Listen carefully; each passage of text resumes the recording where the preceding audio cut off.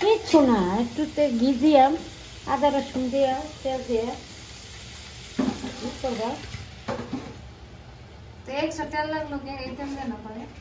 ওই তেল দেওয়া হয় না, ওই তেল হয় না, ঘি লাগে, তেল লাগে, ওই তেল ওইটাও দিন একটু কষা হবে।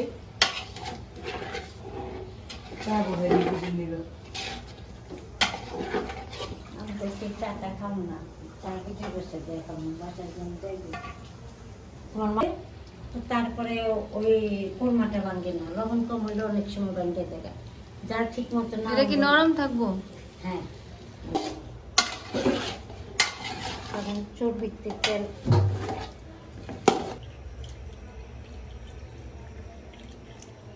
এই তেলের ওখানে গালাইলাম, ধুইয়া ভিজায় রেখা রক্ত ফালাইয়া তেল গালাইলাম।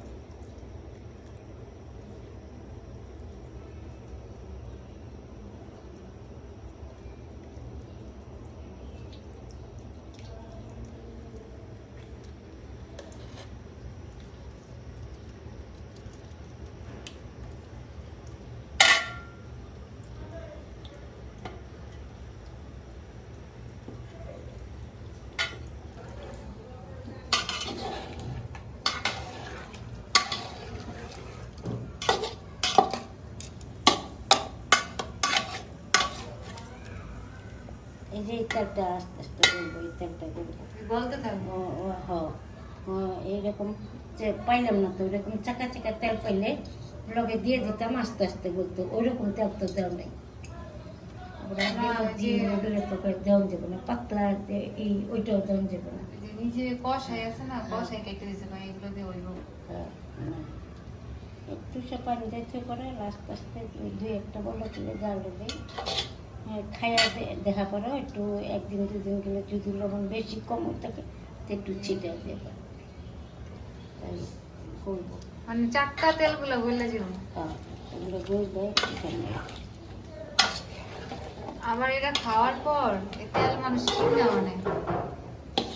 হ্যাঁ, এটা আমরা দেখছি না, কারণ এটার মধ্যে তো বেশিরভাগ সয়াবিন তেল থাকে, ইয়ের তেল থাকে, ঘি থাকে। এটা তো পরোটা মতো দেখলো না, পরোটা দিয়ে ভাজা খায়, পরোটাটা বাইতে খায়।